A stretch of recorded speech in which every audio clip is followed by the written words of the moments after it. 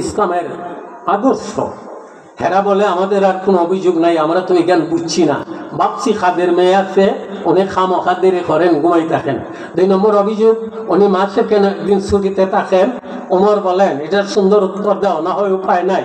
তো সাইদ বিন আমির রাদিয়াল্লাহু তাআলা আনহু হিমস এলাকার গভর্নর, উনি উত্তরে বলেন, খলিফা ওমর, সারাটা মাস আমি জনগণের খেদমত করি, জনগণের কাজ করি, কে কোথায় আছে, কে অবস্থায় আছে আমি খবর সবর নেই, যার কারণে পুরা মাসে আমার কাপড় চোপড় ময়লা হয়।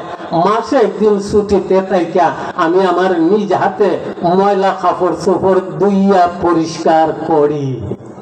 সুবহানাল্লাহ জোরে করো। এখন একটু কিছু হইয়া গেলে আর বাবারে বাবা, খাদিমদের একবারে শেষ নাই, ঘরে বাহিরে খালি খাদিম আর খাদিম। মেরে মোহতারাম, উনি বলেন এক মাস শেষে সারা মাস জনগণের খেদমত করতে যাইয়া আমার কাপড় চোপড় ময়লা হয়ে যায়, মাস শেষে একদিন আমি ছুটিতে থাইকা নিজ হাতে ধুইয়া ময়লা কাপড় চোপড়কে পরিষ্কার করি। আচ্ছা ঠিক আছে, এই অভিযোগকারীরা, তোমাদের অভিযোগ আছে, তারা বলে একজন গভর্নর, কাপড় দৌড়া কেউ নাই। বুঝতে পারলাম উনি কেমন মানুষ, এটা তো আমরা জানি না, নেন এইটু আমরা উর্ধ করলাম, এই অভিযোগ আমাদের আর নাই। তবে 3 নম্বরটা আমাদের পূজার ব্যাপার, উনি এশার নামাজ আমাদের সঙ্গে জামাতে ভরেন, এরপরে ঘরে যে দরজা বন্ধ করেন, ফজর পর্যন্ত আর দরজা খুলেন না, ডাকলো কেউ শুনেন না।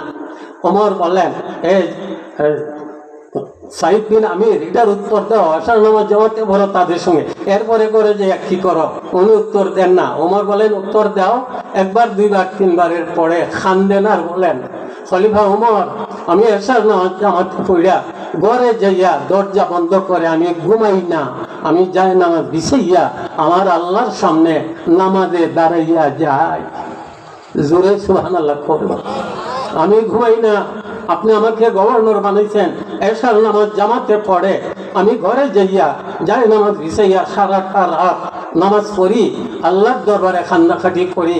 আল্লাহ, ওমর রাদিয়াল্লাহু তাআলা আনহু এই এলাকার গভর্নর আমাকে বানাইছেন, রাষ্ট্রটা যেন শান্তিতে চলে, জনগণ যেন আরামে থাকে, তারা যেন সুখ পায়। সারাটা রাত আমি নামাজ পড়ি, আল্লাহর কাছে কান্নাকাটি করি, যার দরুন আমি দরজা বন্ধ করে এইটুকু করি, আমি কেউ ডাকলো শুনি না, আমি সারা রাত আমলে থাকি। খলিফা ওমর বলেন, অভিযোগকারীরা কি বলো? তারা বলে, উনি যতদিন হায়াতে থাকেন, আমাদের দেশের গভর্নর যেন থাকেন, উনি এসা থেকে ফজর পর্যন্ত ঘুমান না, খালি তাহাজ্জুদ নামাজ, খালি জিকির করেন, খালি কান্নাকাটি করেন। উনি যতদিন আমাদের দেশের গভর্নর থাকবেন, ততদিন পর্যন্ত আসমান থেকে আমাদের দেশে শান্তি আসবে। তাইলে কি বুঝলাম? 19 পারার সূরা ফুরকানের শেষ দিকে আল্লাহ তাআলা যে আল্লাহর ওলিদের 13টা গুণের কথা বলছেন, একটা গুণ হইল রাত জাগরণ করা। রাত জাগরণের 3টা অর্থ, একটা হইল এশা যদি আর ফজর আমি জামাতে পড়তে পারি, যার রাত জাগরণের নেকি পাবো। 2 নম্বরে এশার পরে কিছু আমল যদি করি, রাত জাগরণের নেকি পাবো। 3 নম্বরে আমি যদি রাত জাগরণ করে, তাহাজ্জুদ পড়ে, জিকির আজকার করে, আল্লাহর দরবারে কান্নাকাটি করি।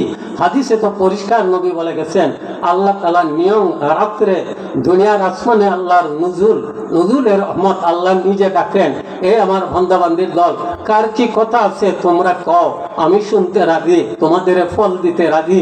অসুস্থ থাকলে কও, আমি তোমাকে আরাম দিব। বিপদে থাকলে কও, আমি তোমাকে বিপদ থেকে খালাকি দিব।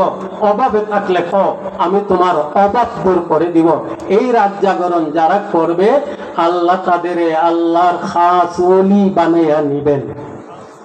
আওয়াজ দিয়ে সবাই বলেন, এইভাবে 3টা গুণ আমাদের কাছে আসতো, সবাই চাননি।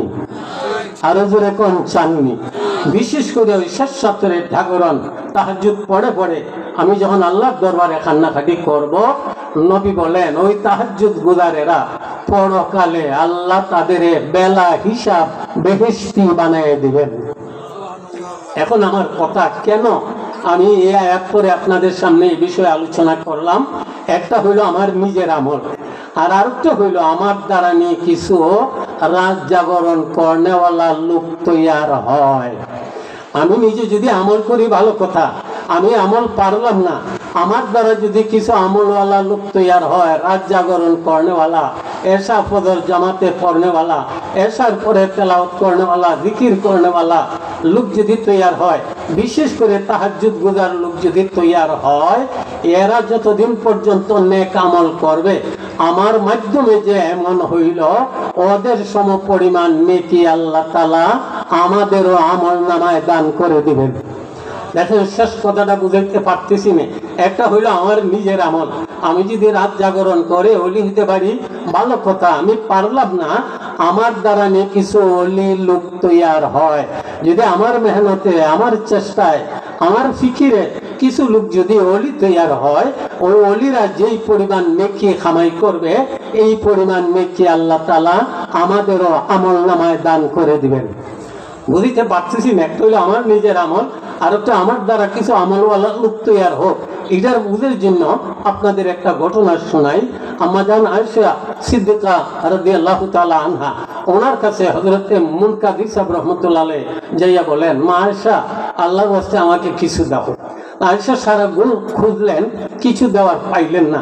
আয়েশা এই সময় বলছিলেন, এরে মুনকাদির, আল্লাহর কসম, কেউ যদি এই মুহূর্তে আমার 10,000 দিরহাম দিত আমি তোমাকে দেয়া দিতাম, আমার নাই, কি করা যায়?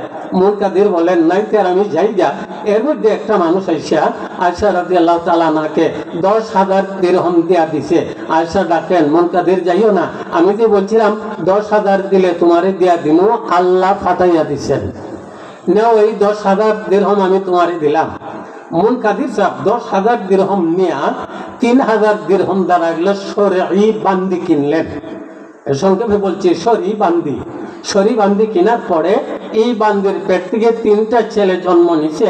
3টা ছেলে 30 পারা কোরআনের হাফিজ হইছে, ধর্মের বড় বড় আলিম হইছে। কিতাবের লেখক আল্লামা জাকারিয়া রহমাতুল্লাহ আলাইহি লেখেন, মা আয়েশার টাকা দ্বারা মুনকাদির বান্দি কিনলেন। বান্দির পেট থেকে 3টা ছেলে জন্ম নিছে, 3টাই হাফিজ মৌলানা হইছে। এই 3টা হাফিজ মৌলানা ছেলে মরণ পর্যন্ত যেই পরিমাণ নেকি কামাই করবে এই পরিমাণ নেকি আল্লাহ তাআলা মা আয়েশারও আমলনামায় দান করে দিবেন।